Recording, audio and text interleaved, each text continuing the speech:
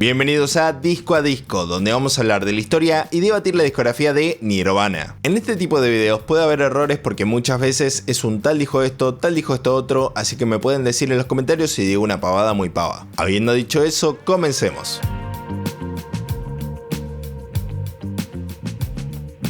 Corría en los años 80 en Aberdeen, Washington, y un joven Kurt Cobain se vuelve amigo de otro chico que iba a su escuela, Buzz Osborne, quien lo mete al mundo del punk. Que de hecho Buzz tenía una banda llamada The Melvins, que a Cobain le encantaba por lo que solía frecuentar sus shows. Además, Kurt tenía un proyecto musical con los miembros de The Melvins, Greg Hawkinson y Dale Crover, recuerden ese nombre, llamado Fecal Matter. Y a pesar de que este proyecto se cayó bastante rápido, llegaron a grabar un demo, que llegó a manos de Chris Novoselic. Kurt era amigo de su hermano, pero rápidamente se dio cuenta de que tenía más en común con Chris, por lo que a pesar de que tardó un poco en escuchar el demo, una vez que lo hizo, decide formar una banda nueva con Cobain. Muy poco a poco comienza a tomar forma muy leve un proyecto más estable. Pasarían por varios nombres como Ted Ed Fred o Skid Row, yo creo que ese tiene dueño, hasta que finalmente llegamos al mítico Nirvana. Sobre esto, Cobain dijo: quería un nombre que sea algo hermoso o bueno y bonito en lugar de un nombre más punk, violento y obsceno como Angry Samoans o Materia Fecal. Sinceramente me decepcionó un poco Bleach. Yo entiendo que quieran mantener mi atención, pero me vi como 300 capítulos y jamás apareció Kurt Cobain. A pesar de que tenían un proyecto más estable, la banda estaba teniendo muchos problemas para encontrar un baterista. Desde antes de llamarse Nirvana incluso, la batería era una puerta giratoria, ya que duraban poco y nada. En paralelo a intentar hacer esta banda, Kurt estaba trabajando como conserje en la escuela donde había estudiado, y ese dinero iba destinado a poder grabar música. Que incluso desde antes de tener un nombre para la banda, Kurt se contacta con el productor Jack Endino, quien es una leyenda absoluta de la escena del grunge en Seattle, ya que fue una pieza clave para que varias bandas graben sus primeros trabajos. Pero Jack no estaba demasiado interesado hasta que se enteró que Dale Crover de The Melvins iba a tocar la batería con ellos, aunque iba a ser algo temporal. Pero este demo que graban junto a Jack Endino sería fundamental en la historia de Nirvana, ya que fue el que les consigue un contrato con Sub Pop, una discográfica independiente de Seattle que sería también muy importante para el movimiento. Pero a pesar de trabajar junto a este sello, no querían pagar por un LP de Nirvana. Sobre esto, Jack Endino dijo: Nirvana decidió que iba a hacer un álbum. Sub Pop les dijo: bueno, quizás podemos hacer un EP, veamos qué pasa. Y Nirvana dijo: bueno, primero que todo no queremos hacer un EP, queremos hacer un álbum. Y segundo, vamos a pagar por todos nosotros porque no estamos seguros si queremos que Sub Pop lo haga. Así que le pidieron algo de dinero a su amigo Jason Everman, quien no estaba en la banda, aunque sí estuvo con ellos durante un tiempo como segundo guitarrista, e incluso aparece en la portada del disco. Además, como dije antes, lo de Dale era algo temporal, por lo que a través de un amigo en común llegamos al primer baterista formal de la banda, Chad Channing, quien fue el que tocó las baterías en gran parte de este trabajo, aunque según tengo entendido también usaron grabaciones anteriores con Dale porque les gustaba más cómo sonaban. Y a pesar de que fue grabado en 30 horas de estudio por $600, lograron un grandísimo trabajo, que no es mi disco favorito de ellos, pero sí creo que logran conseguir el sonido Nirvana por el que serían conocidos, incluso desde tan temprano. Canciones como Floyd the Barber, Negative Creep o la queridísima School muestran el nivel que tenía la banda. Pero antes del siguiente disco iban a tener varios cambios. Bleach tuvo unas muy respetables 25.000 copias vendidas en su momento, siendo bastante exitoso en el under para un disco de Sub Pop, una compañía independiente. Pero esto no significa que no hubiera problemas internos, especialmente con el baterista Chad Channing, quien no estaba para nada conforme ya que supuestamente quería participar más en la composición. Pero los otros dos miembros estaban poco conformes con su forma de tocar la batería, ya que Cobain tenía un estándar al que quería llegar con su música que Chad no estaba alcanzando, por lo que ambas partes se separan y terminan en buenos términos. Pero ahí volvemos al mismo problema que siempre tuvo Nirvana: necesitaban baterista. Por eso, hablando con Buzz Osborne, le dicen: queremos un baterista como ese. Y ahí aparece quien fue el baterista de Nirvana, Dave Grohl. Kurt y Chris habían visto a Dave tocar con su banda, Scream, que acababa de separarse. Y en esta situación Dave le pide consejos a Buzz Osborne, casualmente, quien obviamente lo recomienda a Nirvana. Ellos comienzan a hablar y lo invitan básicamente sin conocerlo a que se pruebe con la banda, pero a los 2 minutos ya sabían que era el indicado. Pero todavía faltaba un tramo hasta llegar a ser las superestrellas que iban a ser. Porque a pesar de que su primer disco tuvo un éxito moderado, la banda sentía que Sub Pop no había hecho todo lo posible por promocionarlos y ayudarlos, que en su defensa tampoco tenían la economía como para hacerlo verdaderamente. Comienza comienzan a hablar con personas que estaban en ese negocio para pedir consejos, específicamente Susan Silver, manager de Soundgarden, y Alice in Chains, dos bandas que ya tenían contratos con disqueras importantes. De hecho, Chris le agradeció en su discurso del Rock and Roll Hall of Fame. Thank you, Susan Silver, for introducing us to the music industry properly. Además, sacaron un single, Sliver, que estaba vendiendo bien, sobre todo en el Reino Unido, donde hicieron un tour. Y en paralelo a esto, la banda estaba trabajando con un productor y las sesiones demo que grabaron junto a él estaban generando un poco de ruido. Ahí entra Butch Vig. Ellos comienzan a pasear estos demos que grabaron con Butch por todos lados, y una grandísima ayuda fue Sonic Youth. Thurston Moore y sobre todo Kim Gordon son fundamentales en el éxito de Nirvana, ya que son quienes empujaron a Geffen Records a firmar a la banda a través de TGC Records, que estaba más enfocada en el rock alternativo, entre ellos Sonic Youth y ahora Nirvana. Y después Weezer, curiosamente. Es decir, Nirvana estaba comenzando a generar ruido y no fue una coincidencia lo que iba a ocurrir después. A pesar de las ofertas de la disquera, ellos se quedan con Butch Vig como productor, que fue de las mejores decisiones que tomaron en su carrera. Él venía de trabajar en Gish de Smashing Pumpkins, donde Billy Corgan había conseguido un sonido de guitarra increíble, por lo que decidió usarlo. O bueno, en palabras de Billy, I looked at Butch and I said, "You ripped off my guitar sound, motherfucker." And he kind of was like, "I guess I did." Además, para conseguir que el disco suene gigantesco, Butch aprovecha al máximo el espacio del estudio e incluso engañaba a Cobain para hacer varias grabaciones extra, ya que no tenía ganas de hacerlo. Si grabás varias veces la misma línea de guitarra o voz, a pesar de que puedan sonar igual, siempre van a tener una sutil diferencia, ya sea en el tiempo o en la afinación, que hace que se escuche como un efecto de chorus, lo que hace que suene más lleno y más fuerte en la mezcla. Por eso, el productor tenía que engañar a Kurt con que no se había grabado la primera toma o simplemente le decía John Lennon lo hacía, porque sabía que le gustaban mucho los Beatles. Todo este proceso tardó entre 2 y 3 semanas, en parte porque la banda ya tenía algunas canciones muy ensayadas y estaban afiladísimos con Dave Grohl, pero las mezclas de Butch no les terminaron de gustar, por lo que ahí entra la pieza final del rompecabezas, Andy Wallace. Él había trabajado en otros discos que ya habían tenido éxito, específicamente Raining Blood de Slayer. Por eso, como la banda, Butch e incluso la compañía discográfica querían un sonido más pesado pero pulido, deciden ir con Andy, que ya era comprobado que sabía lo que hacía, y él hizo la famosa magia de estudio. Agregó samples de baterías sutiles para jugar con el reverb, chorus a bajos y le dio a todo un brillo mucho más comercial, que era lo que se buscaba. E incluso así, Nevermind no fue un bombazo de la noche a la mañana, sino que tardó unos meses en crecer. Pero una vez que lo hizo, no hubo vuelta atrás. La banda llegó al puesto número 1 en los charts y le ganó el lugar a Dangerous de Michael Jackson. ¿Saben lo que es ganarle a Michael Jackson? Es como que me metan en un Fórmula 1 y de la nada le gane a Verstappen. Puede pasar, pero ¿quién lo hubiera dicho? Mucha gente estaba completamente saturada por el pop en esa época, por lo que lo alternativo y específicamente el grunge empezó a levantar vuelo. Nirvana no fue la primera banda de este movimiento en tener éxito, ya que Soundgarden venía excelentemente y Alice in Chains logra llegar muy alto en los charts con su debut, Facelift. Pero Nevermind cambió por completo el mercado. Todas estas bandas levantaron más vuelo en la industria junto a Nirvana, porque la gente buscaba más de este tipo de música. Siento que muchas personas usan la palabra sobrevalorado para hablar de este disco cuando lo que quieren decir es no me gusta. Nevermind fue un boom muy importante en la industria de la música. Podés decir que no te gusta, que tiene mejores trabajos o que hay mejores bandas. Está bien, pero me parece que está perfectamente valorado. Y decir que no lo está me parece querer buscar activamente ignorar un pedazo de la historia de la música. Habiendo dicho eso, no es mi favorito. Muy buenas canciones y clásicos entre clásicos, pero creo que le falta un poco del carácter que hace que Nirvana sea Nirvana. Carácter que sí encontramos en Endless Nameless, por ejemplo. Además de que esta simpleza también era un poco por necesidad, ya que a Cobain le costaba tocar los riffs de Bleach y cantar al mismo tiempo. De ahí viene que canciones como In Bloom, Lounge Act o la conocidísima Smells Like Teen Spirit tengan guitarras con power chords que son más simples. Igualmente creo que es un trabajo que todo el mundo debería escuchar, aunque sea por su relevancia histórica. Qué pesaditos que se ponen con Incesticide, ¿eh? Después del éxito masivo global que fue Nevermind, Nirvana estaba en boca de todos. Y toda esta fama repentina estaba comiendo de a poco a la banda, y sobre todo a Cobain, quien tenía muchos problemas personales. Para esta época, Kurt Cobain se había casado con Courtney Love y habían tenido su hija, Frances Bean Cobain.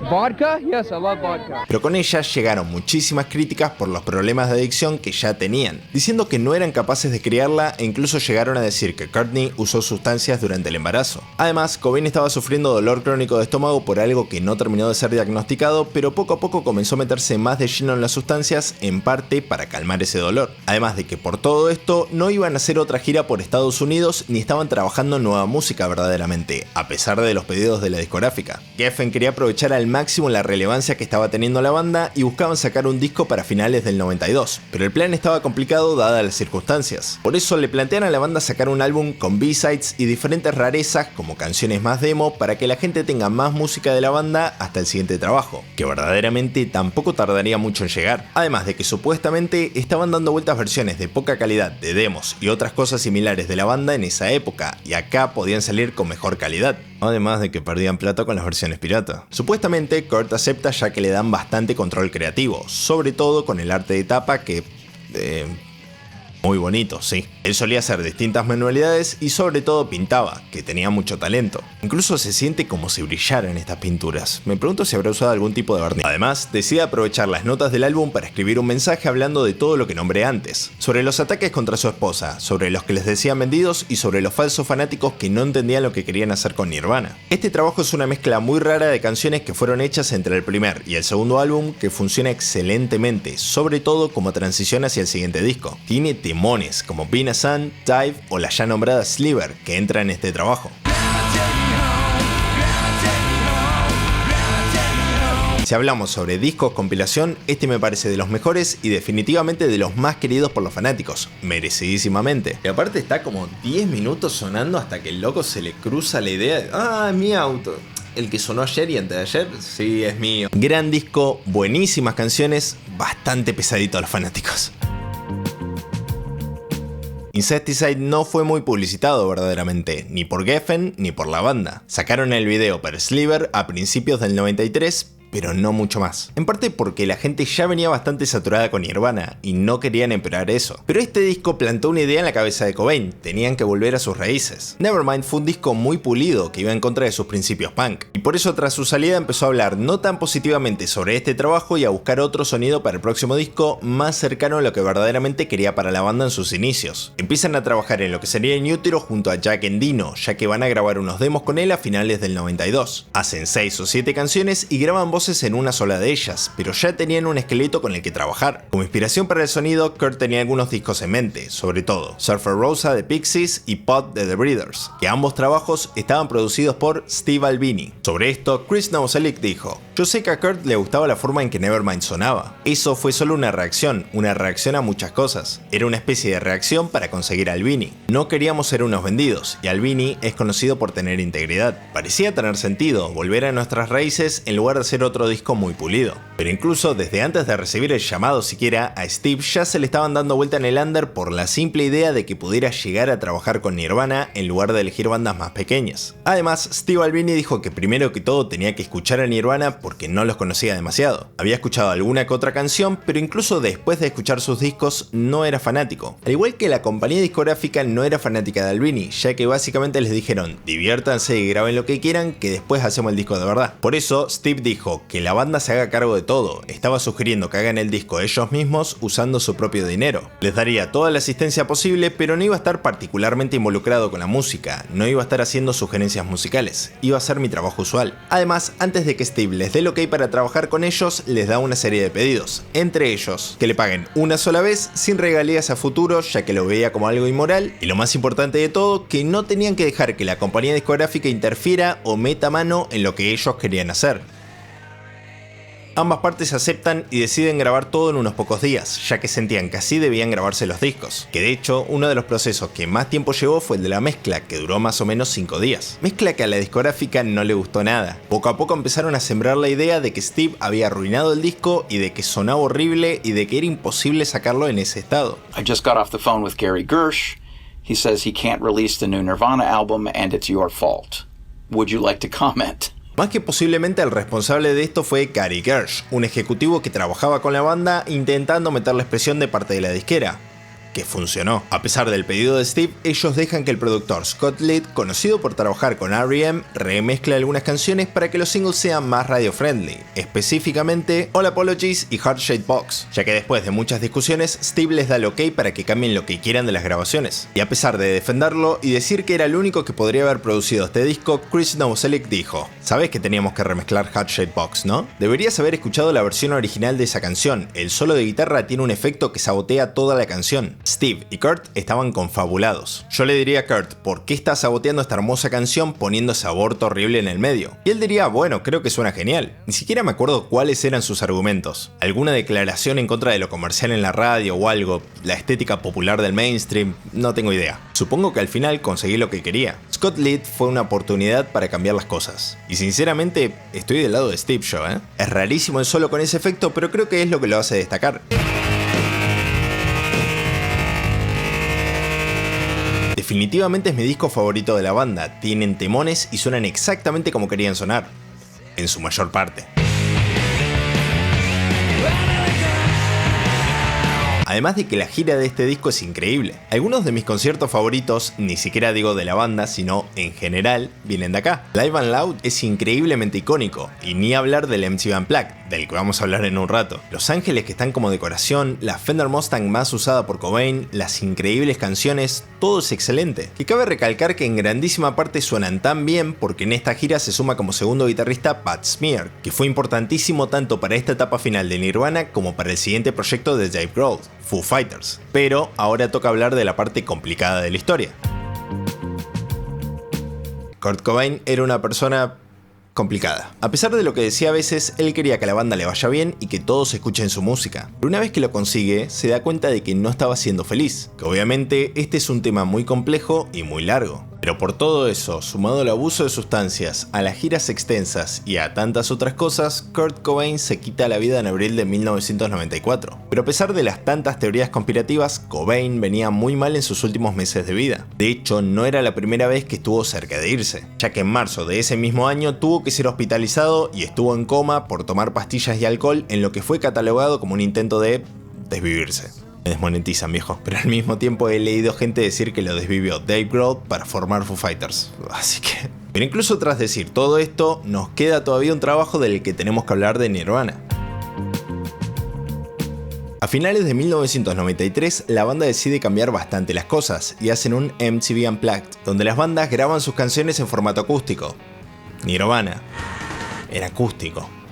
Por más rara que suene la idea, no iban a ser los primeros ni tampoco los últimos del movimiento grunge en hacer un Unplugged. Pearl Jam ya había hecho uno en el 92, Stone Temple Pilots en el 93 y Alice in Chains en el 96. Pero el de Nirvana iba a ser peculiar por muchos motivos, el primero siendo es un disco póstumo. Salió unos pocos meses luego de la muerte del cantante, que muchos podrían ver como algo un poco insensible. Sin embargo, es la última gran grabación que hizo la banda, así que creo que es un pedazo de historia muy importante. A pesar de que podrían haber esperado un poco más, sí. Además de que en este show se suman varias personas en el escenario. La chelista Lori Goldstone, el ya nombrado Pat Smear y los hermanos Chris y Kurt Kirkwood de Meat Puppets, de quienes hacen un cover. Y de hecho, esa es otra de las cosas llamativas de este disco, tiene muchísimos covers. Jesus Don't Want Me for Samim, Lake of Fire o The Man Who Sold the World se convirtieron en clásicos de la banda y ni siquiera son de ellos esas canciones. De hecho, cierran todo el show con un cover, que es de las mejores grabaciones que Cobain hizo en su vida. No puedo poner mucho por temas de copyright, así que les recomiendo a todos los que no lo hayan escuchado que lo busquen y se maravillen con Where Did You Sleep Last Night.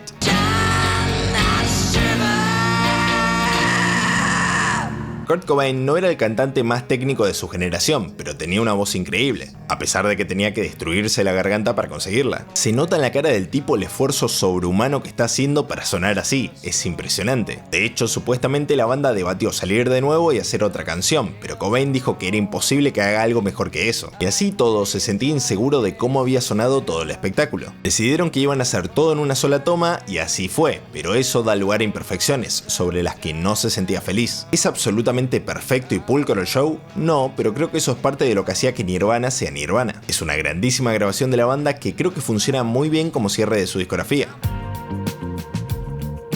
Creo que mi opción para arrancar a escuchar a la banda es la más obvia, Nevermind. Es una pieza de museo este trabajo y creo que muchas veces se le baja muchísimo el precio por el hecho de ser el trabajo más popular. Después sería con Bleach o Incesticide. Creo que ambos trabajos tienen el gen que haría que la banda sea lo que es, a pesar de que hay ciertas limitaciones en su creación por muchos motivos. Aunque en cierto sentido también hacer música rápido era lo que hacía Nirvana. Después recomendaría In Utero. Me parece que es un grandísimo disco y mi favorito personal, pero creo que puede ser un poco raro a la primera escucha. Quizás si se escuchan los demás discos primeros no es tan choqueante el sonido, sobre todo si no es algo a lo que se está acostumbrado, son bastantes gritos. Y por último, el MTV Unplugged creo que es un gran logro de parte de la banda y de mis favoritos con ese formato, pero el hecho de ser algo acústico también hace que no sea lo que se piensa necesariamente cuando se habla de Nirvana, si se entiende lo que quiero decir. Me pueden decir cuál es su trabajo favorito de la banda y todas esas cosas. Y para la próxima traigan a sus parejas porque el romance se va a poner químico.